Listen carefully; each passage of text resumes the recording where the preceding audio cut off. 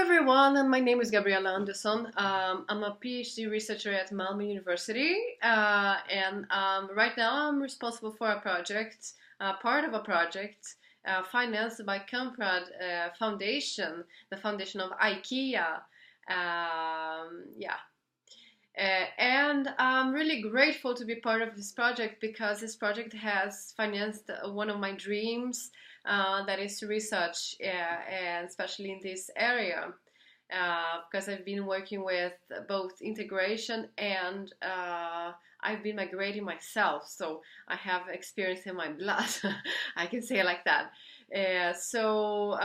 Something that probably Kamprad didn't know about, and the foundation didn't know about before the finance, was that I'm actually an entrepreneur myself, so I have probably different views and different perspectives when carrying out this research.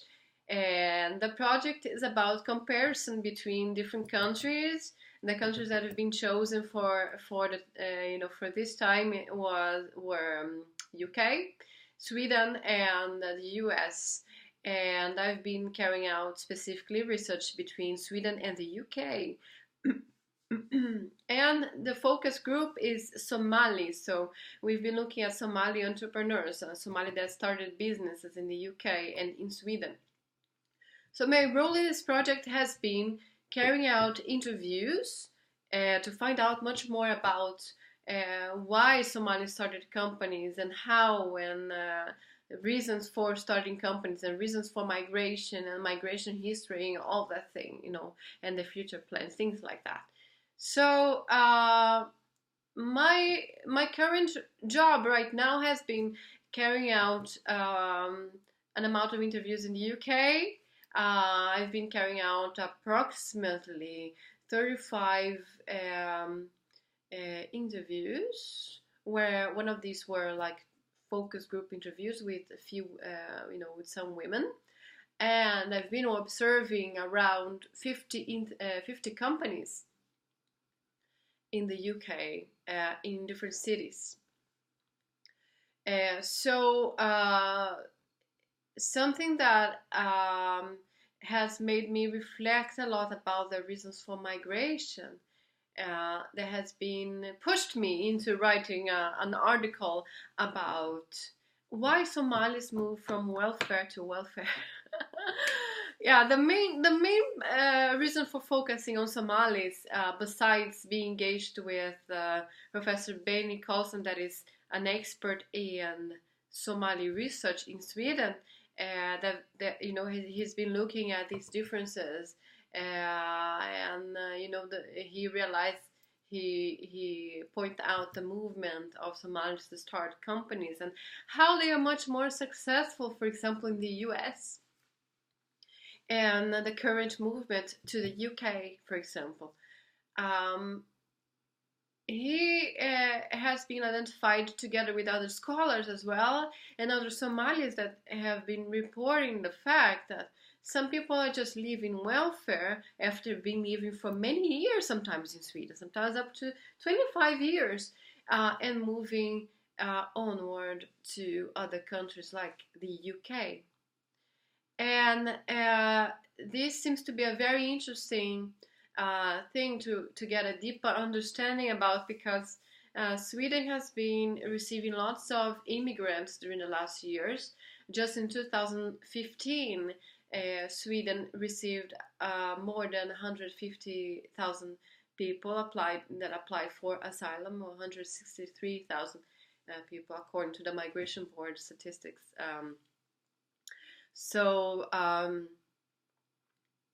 With the fact that Sweden has received so many people, especially with similar background to Somalis, and Somalis themselves, makes it relevant for this research to get new understanding about why people move onward from Sweden, for example, to other countries like the UK, even if they've been living here for many years and getting benefits from welfare, and being considered a group that is really an integration failure.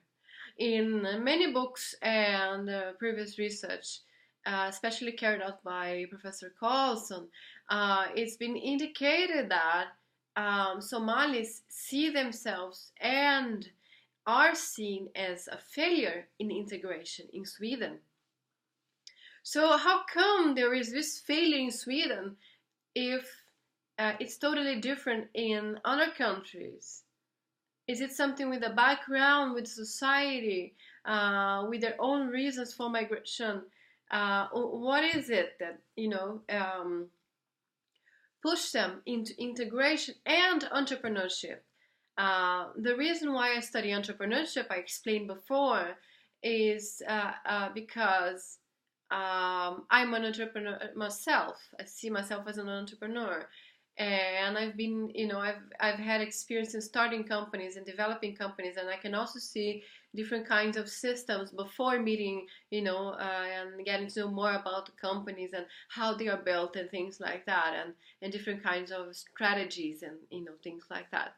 And